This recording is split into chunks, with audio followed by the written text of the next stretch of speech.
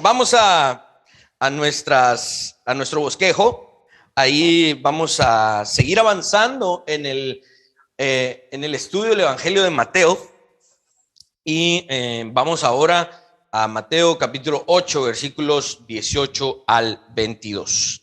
Dice de la siguiente manera: viéndose Jesús rodeado de mucha gente, mandó pasar al otro lado. Y vino un escriba y le dijo: Maestro, te seguiré a donde quiera que vayas. Jesús le dijo: las zorras no tienen guaridas y las aves del cielo nidos. Las zorras tienen guaridas y las aves del cielo nidos, mas el Hijo del Hombre no tiene dónde recostar su cabeza. Otro de sus discípulos le dijo: Señor, permíteme que vaya primero y entierre a mi padre. Jesús le dijo: sígueme, deja que los muertos entierren a sus muertos. Oremos. Padre, en esta mañana hemos abierto la Escritura, la hemos leído y te rogamos que nuestra mente y nuestro corazón se abran, que se conviertan en tierra fértil para que lo que hayamos leído y lo que ahora vayamos a exponer se pueda germinar y pueda llevar fruto al 30, 60, al 100 por uno. Yo te ruego, Espíritu de Dios, que específicamente a mí, como el exponente de la palabra hoy, me permitas apegarme al texto, no salirme de lo inspirado. Ayúdame a ser responsable a la hora de exponerlo y que podamos aprender y ser edificados. En el nombre de Jesús. Amén y amén. Muy bien. Al seguir a Jesús, el seguir a Jesús es la respuesta correcta o el paso lógico siguiente de aquellos que han sido salvos. Si alguien dice: yo confieso a Jesús como Señor y Salvador. Si alguien dice: yo antes estaba sumido en mis delitos y pecados y ahora ya no. ¡Qué maravilloso! Aplausos al Salvador, no al arrepentido. Aplausos al Salvador, fiesta en los cielos, porque un pecador se ha arrepentido. Maravilloso. ¿Qué sigue? Esa palabra, seguir a Jesús. ¿Ok? El paso lógico después de despertar de la mortandad del pecado es seguir a Jesús. En aquel tiempo era mucho más gráfico que hoy, porque en aquel tiempo cuando un judío o un gentil se arrepentían de sus pecados y entendían que el reino de los cielos había llegado y decían: es cierto, Él es el Salvador, Él es el Hijo de Dios. Era muy gráfico porque inmediatamente empezaban a caminar detrás de Él, ¿sí? A hablar como Él, a comportarse como Él. Ok, hoy ya no estamos en esa realidad, hoy estamos en una realidad diferente, pero el seguir a Jesús es, de una u otra manera, también tiene implicaciones muy prácticas para nosotros, y si no las tienen, pues qué fe de tan mala calidad sería la nuestra, porque no sabríamos expresar lo que significa seguir a Jesús.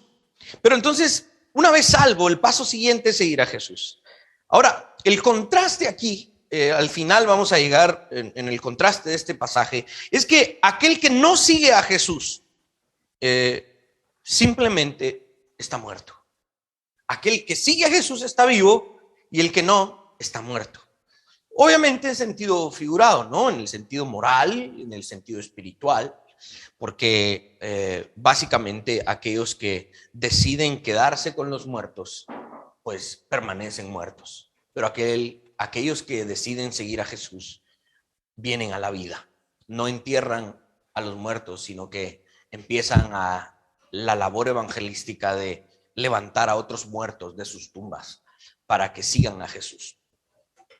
Esta es la historia de la redención ilustrada en este pasaje. Aquí de nuevo está el contraste entre el salvo y el que no lo es, entre el que cree y el que no lo cree, ¿okay? Entre el que sigue y el que no sigue a Jesús. El título de este pasaje, D.A. Carson lo bautiza como el costo de seguir a Jesús, porque vamos a ver, conforme vayamos avanzando, vamos a ver la importancia precisamente de calcular el costo de seguir a Jesús. Es algo que el escriba no hizo. ¿Quiénes eran los escribas? Bueno, generalmente agarramos una bolsa, ¿sí? Cuando estamos leyendo los evangelios, agarramos un costal vacío y ahí echamos a los fariseos, echamos a los saduceos, echamos a los herodianos, a los escribas, todos esos los ponemos en una sola bolsa y decimos, estos eran los enemigos de Jesús en el primer siglo. Y eso es cierto. Pero ahorita vamos a agarrar esa bolsa y vamos a ver de todos esos feos que metimos ahí, vamos a agarrar uno. Y ese uno eran los escribas. Estos, ¿quiénes eran en el primer siglo? Y vamos a analizar un poquito quiénes son ellos. La palabra escriba proviene del griego gramateus, ¿sí? Y ellos existieron en todo el cercano oriente antiguo y alrededor del Mediterráneo durante muchos siglos, ¿sí? Los escribas no eran un oficio, un tipo de personas que nacieron por ahí por la época de Jesús. No, los escribas vienen no solo en Israel, sino en muchas otras naciones circundantes. Existían los que llamamos escribas. Y proviene también del vocablo antiguo hebreo sofer, que significa escribir, escritor, o de donde sacamos también la palabra secretario o secretaria, ¿sí? A diferencia de los fariseos o los saduceos, los escribas no estaban confinados solo a Israel. Los fariseos y los saduceos sí, eran una tradición eminentemente judía desde el Antiguo Testamento o por lo menos desde el periodo intertestamentario. Ahora, los escribas no venían necesariamente solo de una tradición judía, sino que se extendían a muchas otras tradiciones de otras naciones. La tradición escribana en Israel tiene sus raíces en esa antigua civilización del cercano oriente. Los escribas trabajaban en una variedad de cosas. Ellos eran los que desarrollaban los certificados de matrimonio, ellos eran los que escribían los certificados de defunción, ¿sí? En la cultura israelita, tanto en el Antiguo como en el Nuevo Testamento, un muerto, para ser declarado muerto, tenía que haber estado enterrado 3 días en la tumba. Porque sucedía y de hecho, antes de que la medicina llegara a tanto avance, de hecho, había esta costumbre en muchos países que cuando enterraban a alguien, le amarraban una campanita a alguna parte del cuerpo. Y la campanita estaba arriba de la tumba. Y porque a veces parecía muerto. Y después de haberlo velado un día y de haberlo enterrado, el cuerpo reaccionaba y que si el cuate no estaba muerto. Y entonces empezaba a loquear abajo del suelo, ¿verdad? Porque lo habían enterrado. Y entonces sonaba la campanita. Entonces el del cementerio escuchaba y decía, este no está muerto. Y empezaban a desenterrarlo y en efecto no estaba muerto. Simplemente había llegado a un estado de tal deshidratación o había tenido un golpe tan fuerte que parecía muerto, pero no necesariamente estaba muerto. Entonces, en la tradición judía, esto viene precisamente de la tradición judía, que decía que un muerto para estar oficialmente muerto tenía que estar 3 días en la tumba. Por eso Jesús resucitó después del tercer día. Porque si hubiera resucitado en el segundo, todos hubieran dicho, entonces no murió, solo parecía muerto. No, pero Jesús sí resucitó después del tercer día porque estaba declarado oficialmente muerto, ¿sí? Entonces, estos escribas desarrollaban estos certificados de defunción después del tercer día. Ya lleva 3 días, no, fíjese que murió ayer, entonces todavía no le puedo dar el certificado. Regrese a hacer su gestión dentro de 2 días, ¿verdad? Los escribas trabajaban en el ámbito religioso, político, judicial, económico, social, ¿verdad? Los escribas judíos podrían haber estado empleados en ocupaciones adicionales como precisamente esto, copiando los manuscritos de la ley, ¿verdad? Enseñando o interpretando la ley de Moisés y otra literatura judía. Podrían estar trabajando en el templo, en la corte real, en la administración, siendo asesores políticos o diplomáticos, trabajando con ciencias antiguas, funcionando como sabios eruditos, ancianos, jueces.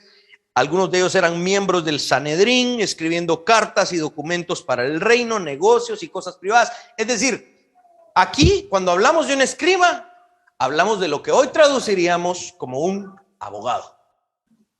Un abogado trabaja en todos estos ámbitos, ¿sí?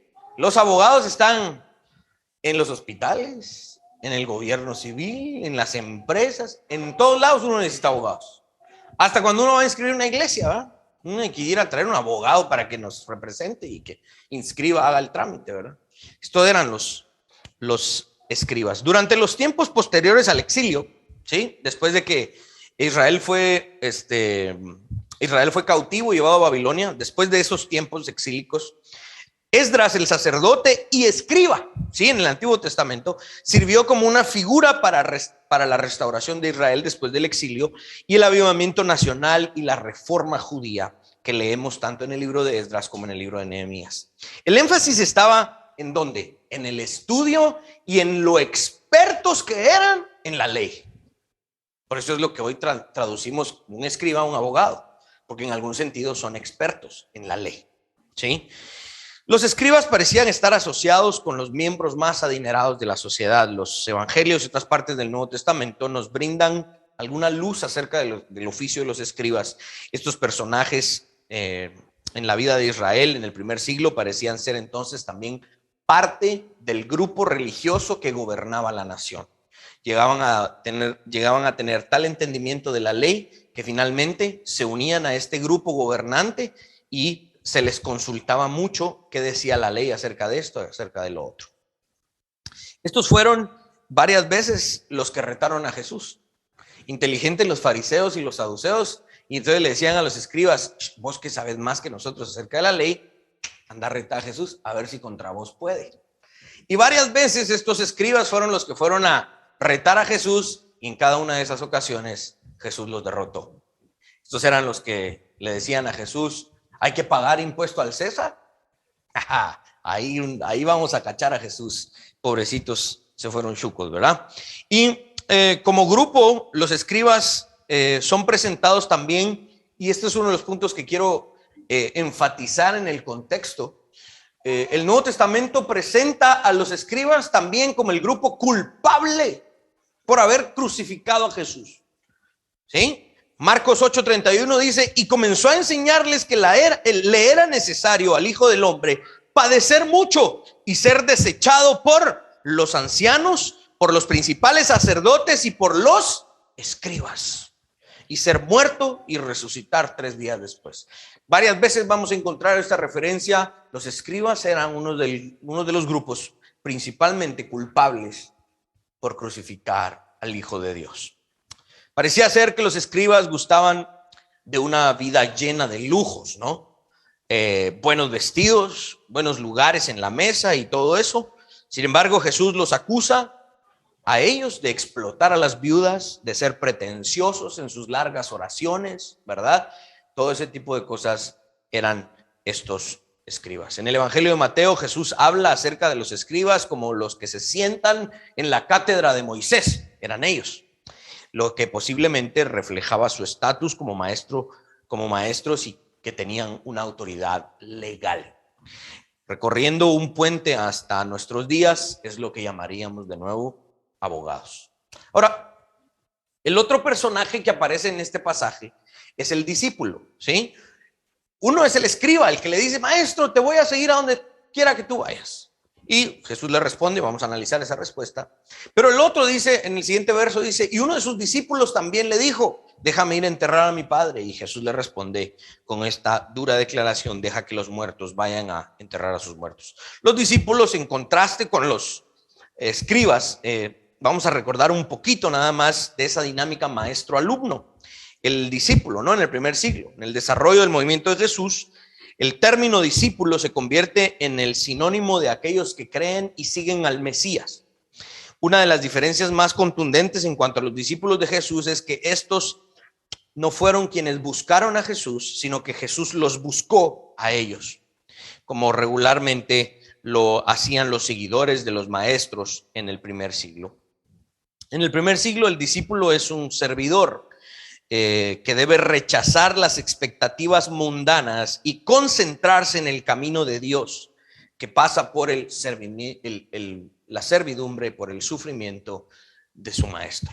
Si yo era un discípulo, iba siguiendo a mi maestro y mi maestro experimentaba algún tipo de violencia, algún tipo de pobreza, si mi maestro experimentaba algún tipo de deshonra, si mi maestro experimentaba algún problema, yo lo experimentaba con él porque era mi maestro, esa era mi labor. Si él está pasando por esto, yo también, porque soy su seguidor. Esa era la dinámica de los discípulos. Ahora, recuerden que no solo Jesús tenía discípulos. Los fariseos andaban caminando y llevaban un séquito de discípulos. Los saduceos también. La dinámica de los discípulos era esta también en el primer siglo. Muy bien, esta escena está grabada también en Lucas capítulo 9, versículos 57 al 62. Es básicamente lo mismo, pero en el Evangelio de Lucas se agrega aquella famosa frase de aquel que pone su mano en el arado y mira hacia atrás, no es digno de el reino de Dios. Entonces estamos hablando de lo mismo, solo que Lucas agrega un poco más de luz y Mateo agrega solamente estos puntos. ¿Ok? El orden en el relato de Jesús, en el relato de Mateo se desarrolla de la siguiente manera y quiero que no pierdan el hilo de lo que hemos venido predicando. Iniciamos, bueno, desde el nacimiento y la genealogía, pero ahorita, digamos en este momento, Jesús ya inició públicamente su ministerio. ¿Cómo inicia? Llamando a sus discípulos, luego de que los junta, se sienta en un monte y da la cátedra de las cátedras, que es el Sermón del Monte. Y tomamos 6 meses para eso, ¿verdad? ¿Qué es el Sermón del Monte? Termina el Sermón del Monte y empieza a caminar. Le aparece un leproso y lo sana. Luego sigue caminando, le aparece un centurión, sana con el poder de la palabra al siervo del centurión. Luego va a la casa de Pedro y sana a la suegra de Pedro y ahí también echa fuera muchos demonios y sana muchas otras personas. Y probablemente ese mismo día, y al verse rodeado de mucha gente, le dice a sus discípulos, no, aquí no se va a poder. Subámonos a la barca y vámonos al otro lado del lago. Algunos comentaristas sugieren que esto va sucediendo de manera cronológica uno tras otro, ¿no? No nos imaginamos cuánto tiempo, ¿verdad?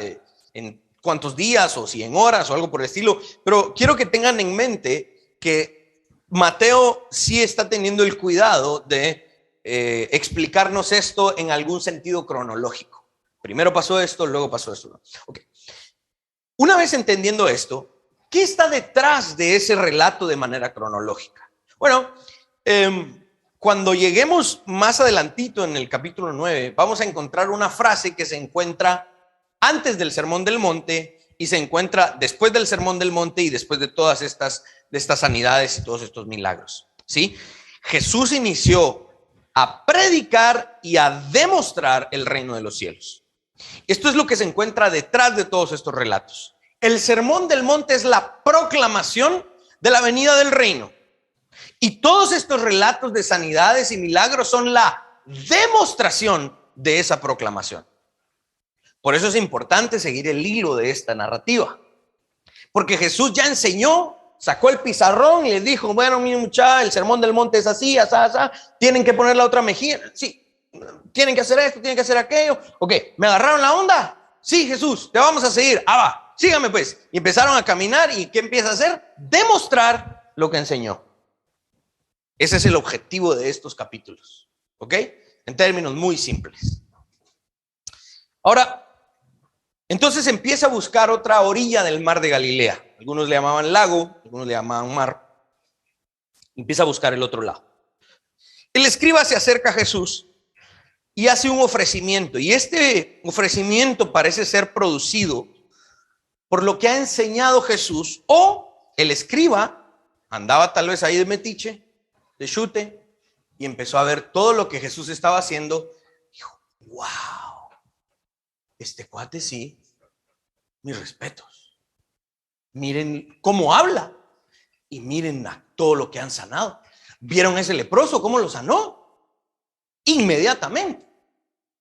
¿Vieron al siervo del centurión? Yo no vi al siervo del centurión, pero dicen que nomás dijo, ya se había sanado el cuate allá. Y vieron que la esposa, la suegra de Pedro, y que no se cae, y que Pedro anda maleado con Jesús porque sanó a la... no me aguanté el chiste, perdón. Es decir, el escriba pudo haber presenciado todo esto y él no estaba libre del asombro, ¿sí? Él no estaba libre de haber sido sorprendido en gran manera por cómo hablaba, cómo este hombre Jesús hablaba y cómo estaba demostrando lo que hablaba, ¿sí? Y es bien conocido para todos aquellos que hemos leído el registro de los evangelios que esta escena pinta a un líder acercándose a Jesús para demostrar su asombro o incluso ofrecerse para seguirle. Y esa escena no es única. Sucede otras veces en los evangelios. No nos daría tiempo hoy de entrar a esos detalles, pero Jairo, el mismo Nicodemo, otros líderes religiosos que eran en algún sentido enemigos de Cristo, ofrecen seguirlo.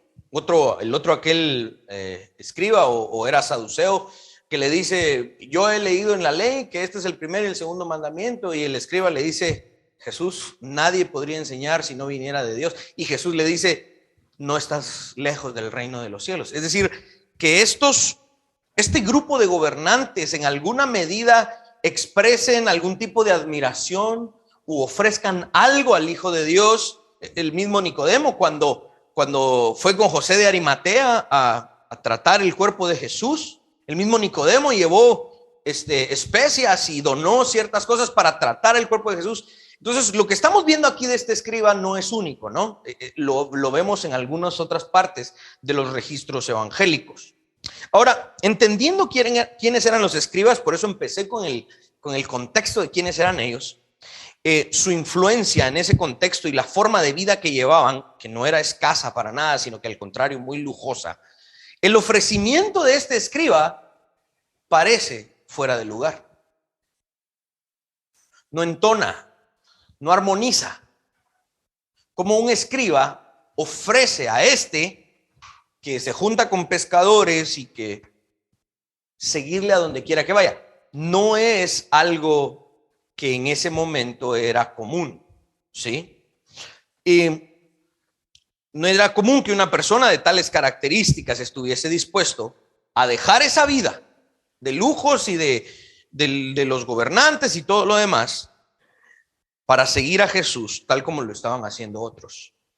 Al decir esto, estoy preparando el terreno para lanzar la propuesta de esta interpretación. La propuesta de esta interpretación es que esto es un asunto paradójico. Y esto lo podemos probar porque las respuestas de Jesús están dadas en términos paradójicos. Y vamos a ver una por una. Como ya dijimos, hoy un escriba del primer siglo, hoy sería un abogado muy adinerado. Un abogado de verdad adinerado, que servía a toda clase de personas. Un experto en la ley de Moisés que cobraba por sus servicios en todo aquel contrato social y religioso que se le requiriera. Estos eran los que hacían todo este tipo de trabajos que ya hablamos, ¿sí? En nuestro contexto del siglo XXI, vamos con un abogado para que nos ayude en cuanto a la ley civil de nuestro país, ¿no? ¿Por qué? Porque un abogado es el experto de la ley civil de Guatemala. Y cuando tenemos un problema legal, vamos con un abogado porque él es el experto. Ahora les pregunto, si tenemos un problema doctrinal, no sabemos qué significa aquí la Biblia, esto y lo otro, ¿vamos con ese mismo abogado?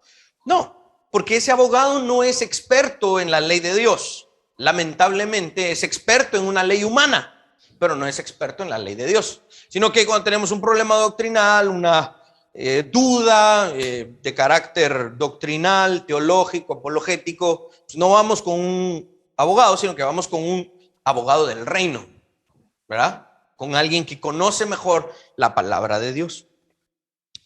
Pero en el primer siglo, esto es lo que quiero que llamar su atención. Cuando alguien tenía un problema legal, iban con un escriba. Y cuando alguien tenía una duda acerca de la ley de Dios, iban con ese mismo escriba.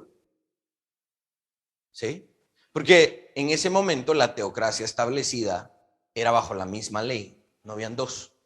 No había una ley civil y una ley espiritual, si tal cosa existiese. Pero eso tampoco existe hoy. Lo que hoy existe es una distorsión de la verdadera ley, ¿sí? Nuestra Constitución dice invocando el nombre de Dios, pero la gran mayoría del contenido de esa Constitución es pura ley humana, lamentablemente. Tiene unas cosas buenas que podríamos rescatar, pero nuestra ley civil no es la ley de Dios. En ese momento, la ley civil era la ley de Moisés. Entonces, este experto podía tratar estos temas. El ofrecimiento de este escriba para seguir a Jesús a donde quiera que vayas, salud, desafinaba. Eso ya no es alergia. Vayan a hacerle la prueba. El ofrecimiento de este escriba desafinaba con la orden del día. De los muchos escribas que existían en ese momento, ¿cuántos estaban dispuestos a ofrecer lo que este estaba ofreciendo? Ninguno, probablemente solo este, que se admiró tanto y dijo, no, yo voy a seguir a este maestro. Y que de verdad lo fuese a hacer era el problema. Y por eso Jesús da esa respuesta. Mateo escribe estas líneas como uno que estuvo en unos zapatos similares a los de este escriba. Porque Mateo, aunque no era un abogado, sí era un funcionario del gobierno civil, previo a seguir a Jesús. Él era un superintendente de la administración tributaria judía, digamos, ¿verdad?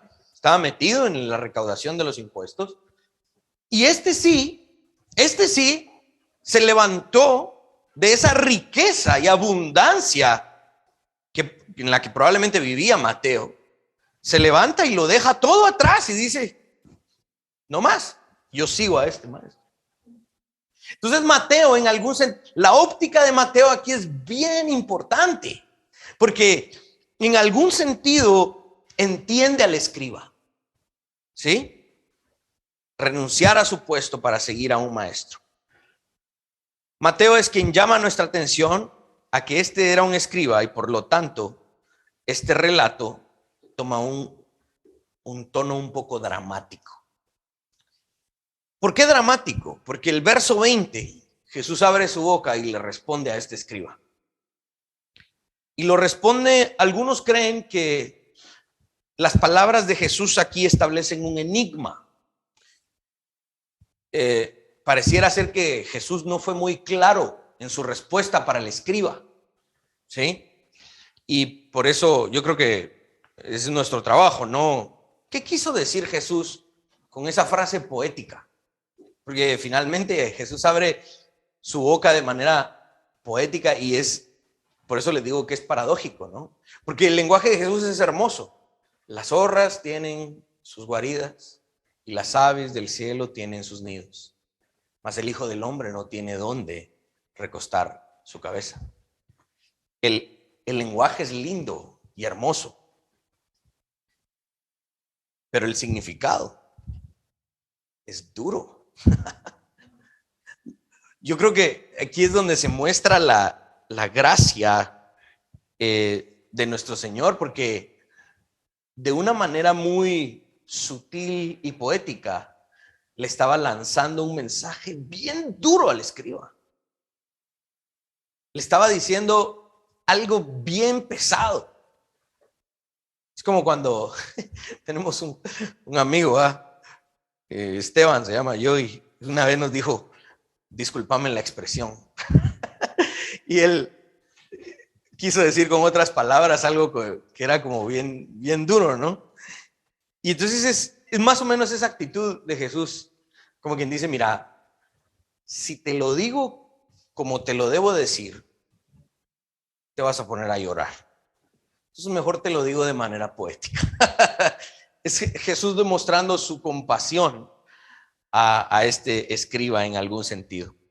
Y hemos de analizar con mayor cuidado, ya que Jesús está utilizando aquí comparaciones, las cuales hace que el lector descuidado pase por alto. ¿Qué significaron estas palabras de Jesús? Sí, pues Jesús le dio una respuesta al escriba. Pues Las zorras tienen sus guaridas, las aves tienen sus nidos, pero el Hijo de los cielos, no, el Hijo de Dios no tiene dónde recostar la cabeza. Sí, es como que, pobrecito Jesús, no tiene dónde vivir. Y no es ese solamente el significado. Hay algo más ahí, de hecho, mucho más, ¿sí? Ahora pregunto, ¿por qué les digo que esto es paradójico? ¿Acaso no es paradójico que el Hijo de Dios, quien es soberano y dueño de todo lo que existe, no tenga dónde recostar su cabeza? Qué paradójico, ¿no? Él es dueño de todo lo que existe. Dice el Salmo 50, si yo tuviese hambre no te pediría a ti, porque el ganado sobre las 1000 colinas es mío. Pero aquí Jesús está usando una paradoja. ¿Cómo así que el dueño del universo no tiene dónde recostar su cabeza? Es paradójico. Es decir, el Dios creador permite en su soberana bondad que los animalitos como las zorras y las aves tengan un espacio propio. Si la zorra pudiera hablar, diría, esta es mi guarida, mucha, no se metan. Si las aves pudieran hablar, aquí no me van a traer nadie, esto es mi nido. En su soberana bondad, Dios permite a esos animalitos llamar un espacio propio en donde puedan convivir y descansar. Pero Dios humanado, el Dios encarnado en el primer siglo, no tuviese lo que esas criaturas sí tenían. Es paradójico, ¿verdad? Esto es paradójico porque en realidad Jesús podía hospedarse en cualquier lado. ¿Quién le iba a decir que no a este maestro? Dice que hoy no tenemos dónde quedarnos, ¿será que usted no nos da? Cualquiera les hubiera dado. Me recuerdo cuando la noticia, ¿no?, de Chespirito, y quitaron todo el material de Chespirito de la televisión mexicana, ¿sí? Que ya no iban a transmitir el Chao, ¿no? Y entonces un escándalo, ¿no? ¿Y por qué? ¿Cómo si eso es generacional? Que wow, todo el mundo, ¿no? Y entonces inmediatamente a buscar a Chespirito, todavía estaba vivo, ¿no? Y preguntan, Roberto, ¿y qué pasó? ¿Por qué dejaste que sacaran tus programas de Televisa y no sé qué? Y Chespirito da una respuesta que me sacó la risa, ¿va? Porque dice, mire, usted sabe quién soy yo, porque usted me está viniendo a entrevistar. Le dice, sí. Yo creo que me he ganado el corazón de los mexicanos. Y le dice al entrevistador, si yo hoy no tuviera que comer, ¿dónde dormir? Yo estoy seguro que puedo pasar a la casa de cualquier persona en México, tocar la puerta y decirle, no sé si usted me reconoce, soy Chespirito, fíjese que no tengo que comer, no tengo dónde quedarme, ¿será que usted me permitiría? Yo estoy seguro que cualquier mexicano me abriría su casa. Si Chespirito dijo eso, ¿ustedes creen que Jesús no lo hubiera podido hacer? Y la verdad, yo le creo a Chespirito. Si él hubiera venido aquí, yo lo dejo pasar. Y ahí tengo un chipote chillón y le hubiera dicho, mira, tomemos una foto. Y no te doy otra solo porque... No, es decir, cualquiera de nosotros le hubiera abierto la puerta a Chespirito, ¿verdad? ¿Sí? Si hubiera tomado una foto con él, no representaba una amenaza, o sea, es una persona muy conocida. Jesús estaba en el punto en el que ya no podía entrar a las ciudades porque se amotinaba la gente. Cualquiera hubiera dicho, es que él es Jesús, el que ha hecho tales milagros. Pase adelante, ¿quiere comer? Mija, ponga a calentar el caldo. O sea, inmediatamente, ¿verdad? Entonces esto es paradójico porque, ¿cómo así que no tiene dónde recostar la cabeza? Cualquiera le hubiera abierto su casa. ¿Sí? Este es el punto importante de la respuesta de Jesús. La respuesta de Jesús no está insinuando que Jesús era un hombre de extrema pobreza, que tenía que ir a taparse en cajas de cartón. ¿Cómo era ese grupo venezolano? No me acuerdo cómo se llama. ¿Los qué? Los guaraguao. No era este. Jesús Jesús no estaba insinuando de que, ay, sí, yo soy tan pobrecito que me toca dormir en medio de la basura. Esa es una teología muy católica. La teología católica cree eso. Que aquí lo que Jesús está diciendo es que debemos hacer un voto de pobreza. porque él era pobrecito y él vivía así escasamente. ¿Sí? La respuesta más acorde, pienso yo, que debemos darle a estas palabras de Jesús, o la interpretación más acorde a lo que Jesús está hablando aquí poéticamente, es que debido a la naturaleza de la misión del Hijo de Dios, este debía mantenerse en movimiento. Por lo tanto, sus seguidores de la misma manera debían estar en movimiento, lo cual no le permitía a Jesús en algún sentido tener una propiedad, una casa en donde ir a descansar todos los días después de su trabajo, un inmueble al cual llegar a descansar por la noche. Ah, sí, ya son las 5 de la tarde, muchacha. Paremos ahí las sanidades. No, hasta mañana, venga hasta mañana, voy a ir a dormir a la casa. No, ese no era el Hijo de Dios. El Hijo de Dios no tenía dónde recostar la cabeza por la naturaleza de su misión, de su trabajo. No porque era un pobrecito. No.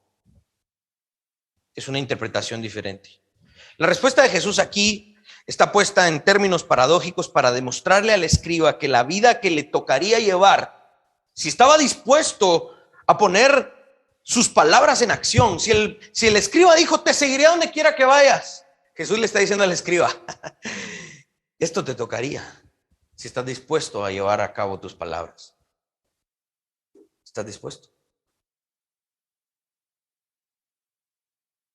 Lo que Jesús estaba diciendo al escriba es que la vida del Hijo de Dios y sus seguidores era diametralmente opuesta a lo que los escribas vivían y la forma en la que ellos vivían. Si el escriba estaba hablando en serio, Jesús estaba diciendo de una manera muy enfática que el verdadero discípulo para el Hijo del Hombre, su vida no es cómoda y el seguir a Jesús, esa tarea no se debería de emprender sin calcular el costo. Por eso el título de esta exégesis, de este mensaje hoy, el costo de seguir a Jesús es, y me hace tanto sentido el relato de Mateo, porque es de verdad renunciar a esto, por esto. Y a los ojos del carnal diría, qué tonto. Todo lo que va a dejar por ese detrás de este carpintero. Todo eso por seguir a que saber quién es, que saber de dónde vino. Jesús le está diciendo al escriba, si estás dispuesto a ponerle los fondos al cheque de tus palabras, esto es diametralmente opuesto a lo que estás acostumbrado. ¿Estás dispuesto a pagar ese costo? Ese es el objetivo de estas palabras. El escriba parece ser descrito aquí como uno que es sobrellevado por el impulso de sus palabras. Presenció, le contaron, vio. ¡Wow! Te seguiré a donde quiera que vayas. Impulsivo. Habló por hablar. ¿Estaba dispuesto? Probablemente no. Todos conocemos a alguien así, ¿no? Y antes de que digamos sí, les voy a decir algo peor. Todos hemos sido así. Todos hemos sido como este escriba. Eso es lo importante de analizar a detalle estos pasajes. La segunda parte del texto, del pasaje, es la respuesta que Jesús le da al discípulo. Mateo avanza en este registro y Mateo tiene esta costumbre en su escrito.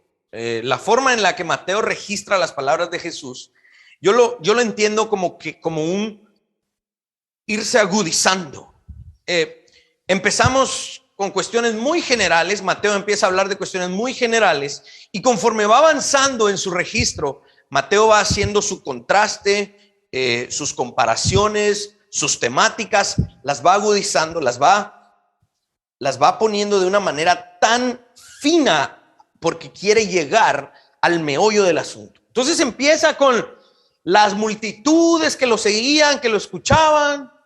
Luego, dentro de esas multitudes dice, tengan cuidado con estos falsos maestros. Después de decir, tengan cuidado con esos falsos maestros, dice, tengan cuidado con los falsos seguidores.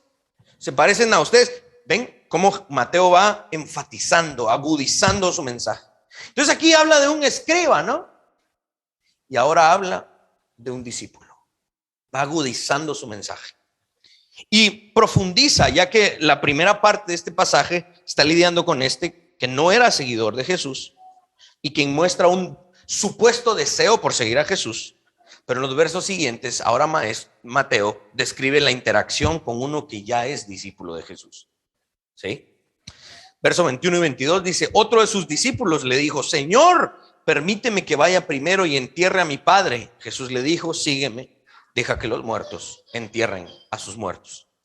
Recordemos un par de cosas en cuanto a los seguidores, discípulos o aprendices en el primer siglo. Por ejemplo, los discípulos de los rabinos, una vez eran aceptados por el rabino, dejaban su aldea, dejaban su familia, su negocio familiar y ahora dedicaban todo de su vida a seguir a su rabino. Esa era la dinámica.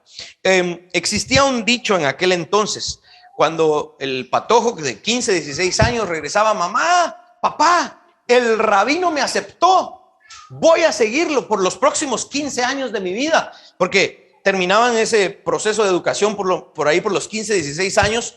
El proceso de seguir al rabino duraba 15 años y a los 30 años les permitían llegar a ser rabinos. Entonces, su proceso universitario duraba 15 años, en algún sentido, para llegar a ser rabinos, ¿no? Y entonces, en ese momento, el patojo de 15 años le decía, papá, mamá, me voy, el rabino me aceptó. Y hacían la fiesta y lloraban, y mi hijo te vas a ir, ay, que no se caiga. Dios, iba saliendo el patojo y la costumbre era gritarle al patojo, al joven, ojalá y el polvo de las sandalias de tu maestro te cubra. Adiós. Ese era el dicho. Porque conforme iban caminando en esos caminos desérticos llenos de polvo, las sandalias del maestro sacaban polvo y los que iban detrás de él eran cubiertos en ese polvo. Y ese era el simbolismo de que la enseñanza de ese maestro te cubra como ese polvo. Que lo logré seguir de tal manera que la enseñanza de él te manche completamente. Ese era el objetivo. En ese contexto, el discípulo prácticamente olvidaba su vida anterior, ¿sí? El discípulo no regresaba por nada. De hecho, fíjese, maestro, que mi papá murió. ¿Y qué? Vos me estás siguiendo a mí. Tu papá se murió. Esta es tu vida ahora. Tu vida anterior se acabó. Yo soy tu vida ahora. Mis necesidades son tus responsabilidades. Sos mi discípulo. Tu vida pasada quedó atrás.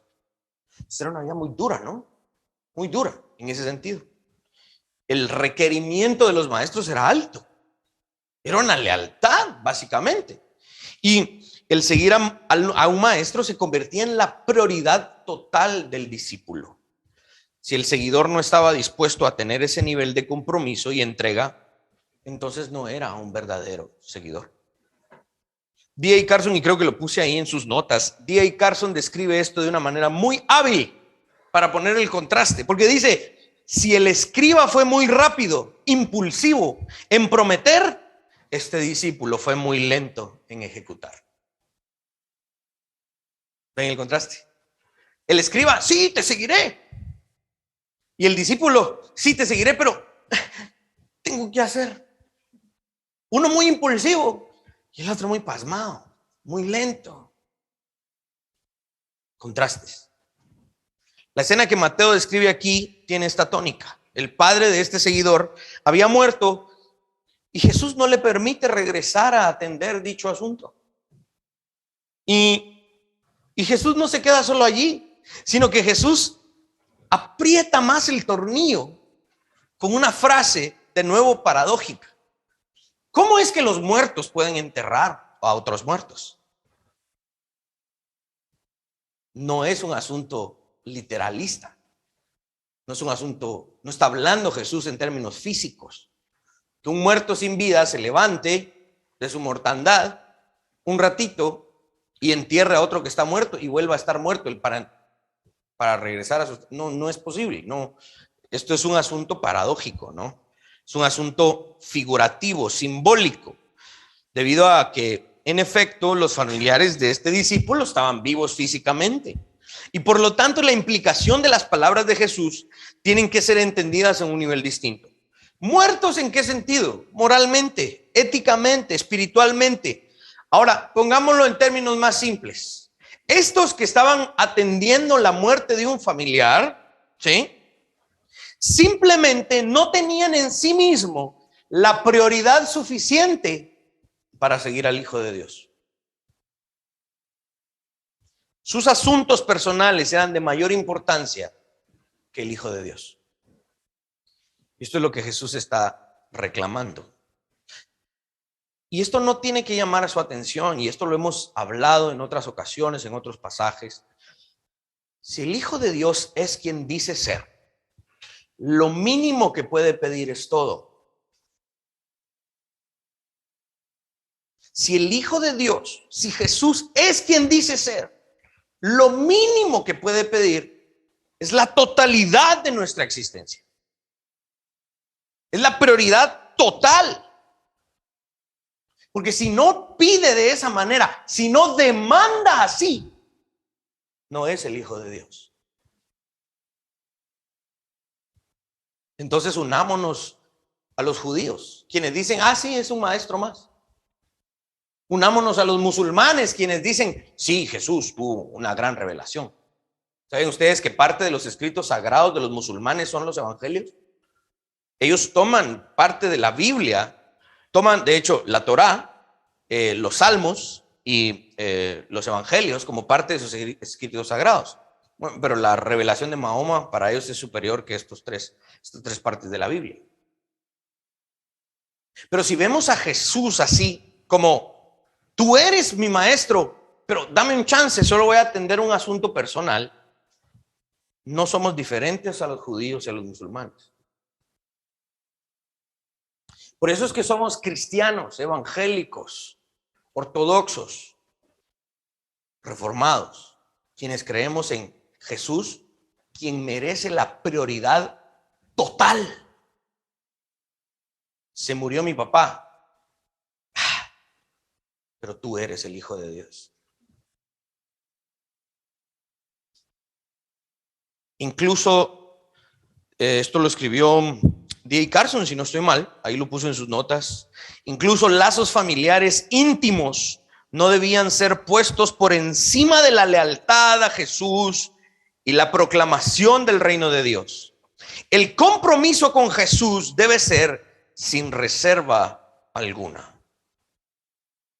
Esta frase que acabo de leer y que se deriva, es un comentario del pasaje que estamos predicando hoy, dibuja las líneas que dividen claramente a los discípulos y a los que no lo son. Separa a los seguidores de los apóstatas, de los creyentes de los no creyentes. Los que siguen al Hijo de Dios están vivos, los que no lo siguen están muertos. Este es el mensaje de Jesús. Radical. Punto.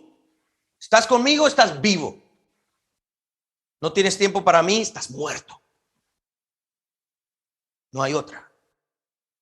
J.C. Riley comenta, a las personas que muestran un deseo de presentarse y profesar ser verdaderos discípulos de Cristo, se les debe advertir claramente que calculen el costo antes de comenzar. Finalmente, el pasaje alternativo o el pasaje que complementa este relato está en Lucas 9, como les dije, en el versículo 62. Y Lucas agrega esta famosa frase que termina de explicar y de mejor manera cualquier otro comentarista pudo haberlo hecho. Y Lucas 9:62 dice, y Jesús le dijo, ninguno que poniendo la mano en el arado mira hacia atrás es apto para el reino de Dios. ¿Cómo aplicamos esto? quiero hacer dos aplicaciones rápidamente. Número uno, cuando todos los que estamos aquí, los que están en casa, nos están viendo, todos hicimos una declaración de fe, ¿sí? Yo recuerdo muy bien, mi mamá me guió cuando yo tenía 7 años en una escuelita dominical. Y posteriormente a eso, pues me recordé de ese momento exacto. Hicimos una confesión de fe. Lo que hicimos fue una declaración de lealtad a Jesucristo, a la edad que lo hayamos hecho. La pregunta es, ¿lo hicimos en esta tónica? ¿Fue sin reservas y sin condiciones? ¿Sabíamos claramente a lo que nos estábamos metiendo? Es muy común que el cristiano de este siglo, en el cristiano de este siglo, el entender cuestiones elementales y básicas del cristianismo, y conforme avanza el tiempo se va dando cuenta, ¿no? Híjole, así pues, yo confesé a Jesús hace 2 años. Hace 2 años no sabía lo que hoy me están predicando. Ok, lo voy a tomar en cuenta. Y entonces lo agrega. Y pasan otros tantos años y se encuentra con cosas que no sabía. Híjole, así pues, hace 5 años y hace 2 años entendí esto, ahora entiendo. Ok, entonces va agregando y como que su compromiso se va incrementando, ¿no? Eso es normal. Eso, ninguno de nosotros está exento de eso. Y de hecho, en mi caso, ¿no? Años de ser cristiano.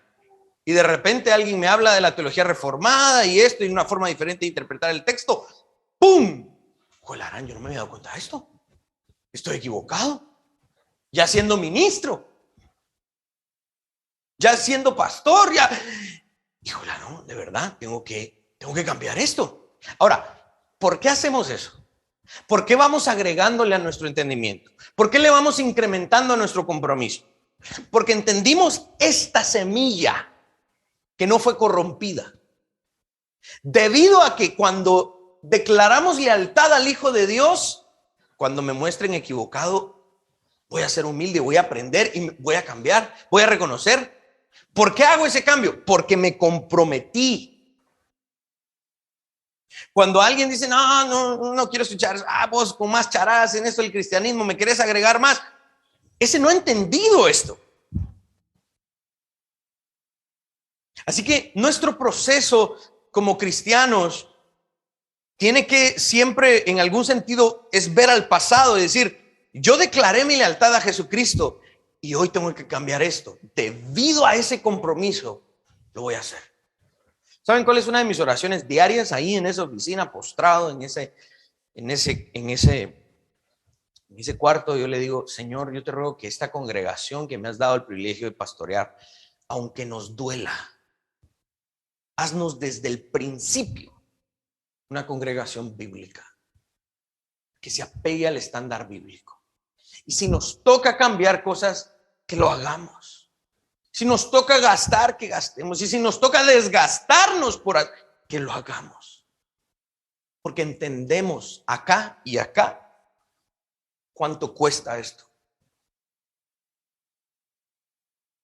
Para muchos es, sí va. La mayoría de iglesias no lo hacen, hombre. Por ejemplo, el tema de la mesa del Señor, de la Santa Cena. No, es una vez al mes. ¿Qué lo vas a hacer todos los domingos? Hay que estar buscando las copitas. Yo anoche, a las 8 de la noche, mira, se acabó el jugo. A ver dónde conseguir el jugo y que el pan y todo lo demás. Cualquiera puede decir, hombre, si las demás iglesias solo lo hacen una vez al mes, ¿ustedes por qué lo van a hacer todos los domingos? ¿Cuánto cuesta? Lo que cueste. Porque entendemos cuánto implica esto. Entendemos el costo de esto. Esto no es barato. Cuando alguien compra un carro BMW o un Volkswagen o un carro alemán, tiene que saber a lo que está metiendo. Cuando esa cosa requiera servicio, cuando esa cosa requiera, tiene que saber a lo que se está metiendo.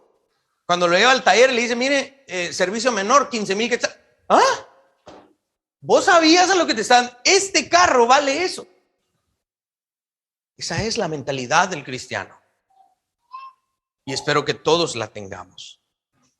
Es por eso que es de tanta utilidad el estudio del contexto, el escudriñar en realidad, en qué realidad están enraizadas estas palabras que leemos.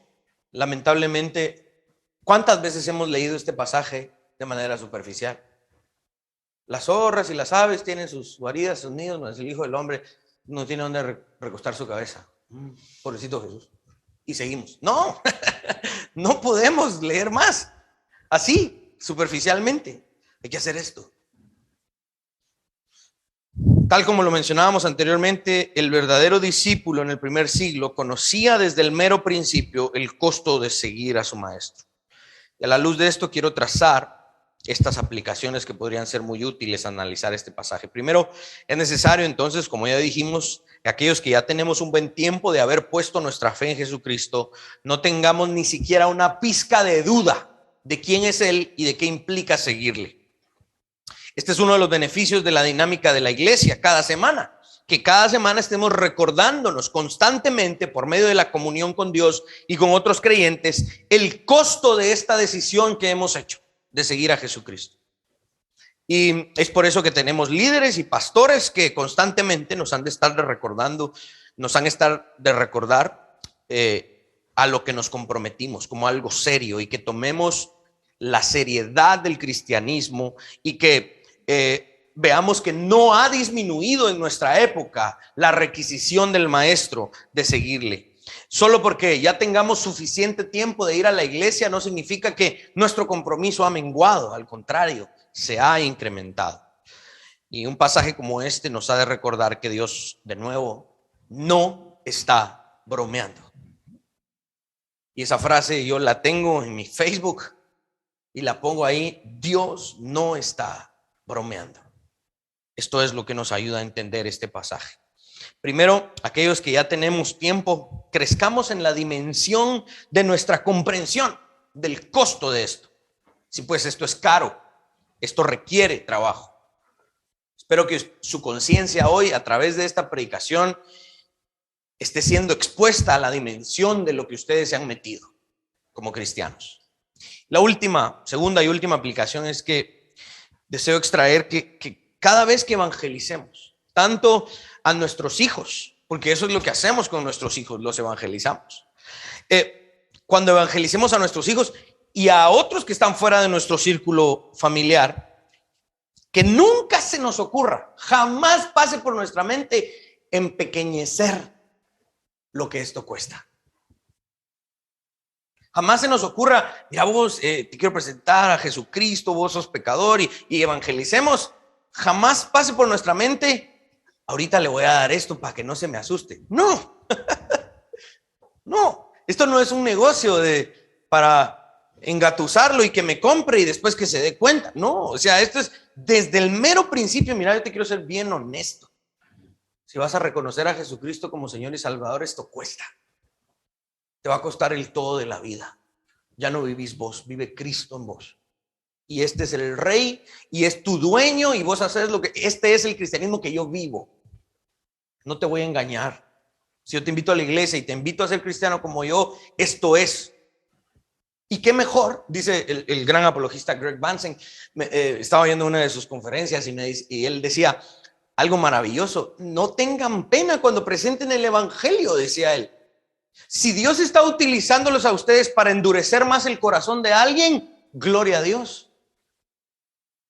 Si ese alguien al que ustedes le están diciendo: mira, esto no es barato, esto no es cualquier cosa, esa persona dice: pues entonces sí, mejor no. No hay problema. No le mentiste.